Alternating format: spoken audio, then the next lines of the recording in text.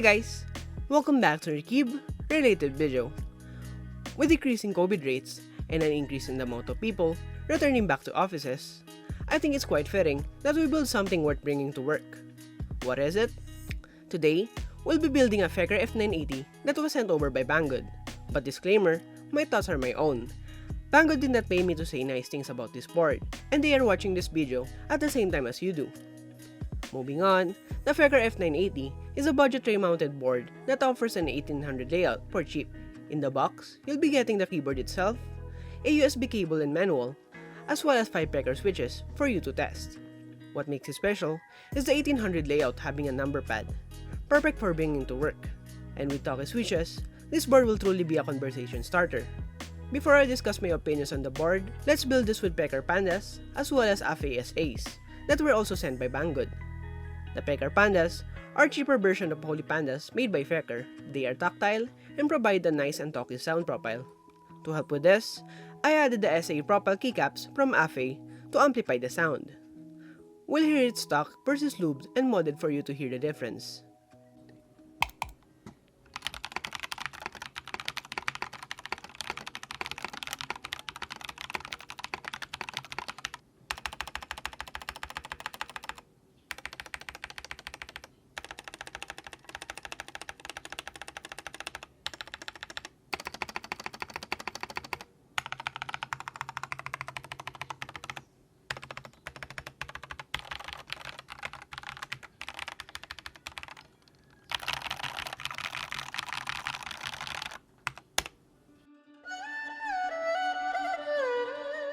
The board utilizes an 1800 layout, something quite unique for the price range.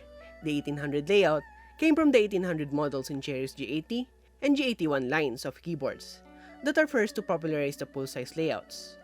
This one, however, is a mixture between 1800 and a 96 key, having the size and separation of an 1800 whilst retaining the keys of a 96 key.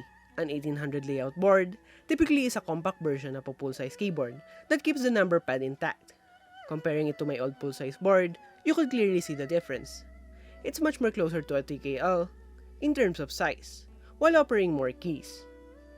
As for the build quality, the board is made out of plastic and is built well, showing no signs of dings and creaks. I got mine in black, and the first thing I noticed is the unevenness of the color. Often on cheaper plastics, you could see a streaking on certain parts, and this is no exception. There's a subtle difference in the black on the right side of the keyboard. And while it's not visible in dim lighting conditions, I still want to point that out. Otherwise, the board has a fairly hefty weight because of the sheer size. The sides are clean and simple, while the back shows the inlet for a USB Type-C port, which is a pain to use. Normal cables, as well as coiled cables, are hard to plug in because of the said inlet, making the 2.4 GHz and Bluetooth connection more enticing to use.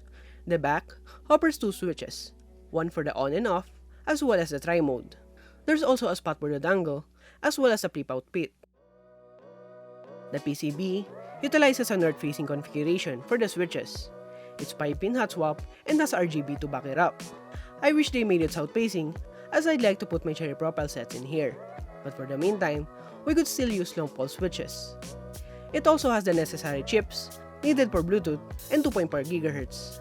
As per my testing, I haven't yet found any problems with the connections on both. Battery life is great considering it's 4000 mAh. It didn't deplete over my week-long testing using 2.4 GHz and RGB on. The plate, as usual, is made out of aluminum and is colored white to help reflect the RGB.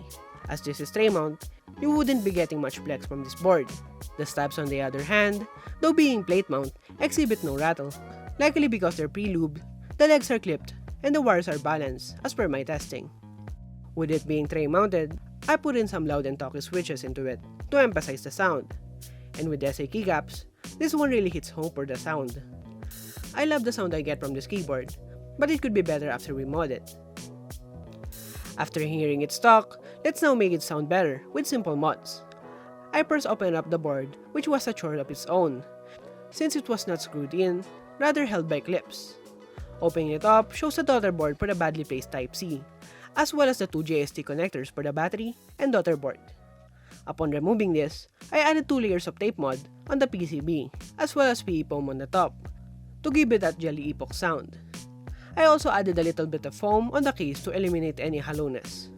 The stabs, although pre-lubed, I re-lubed as well.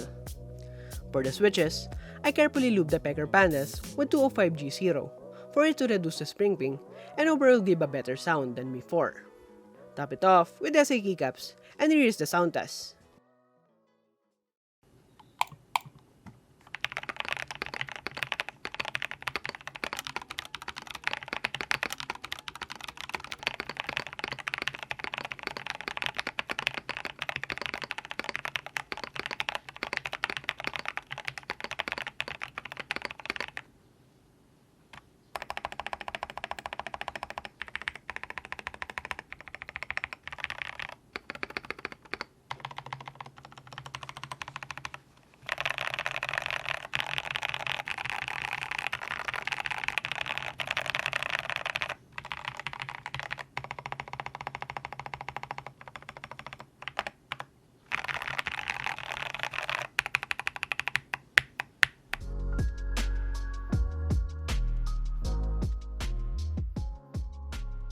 In conclusion, though I achieved my desired sound profile for this board, I think I went overboard for the keycaps and switches.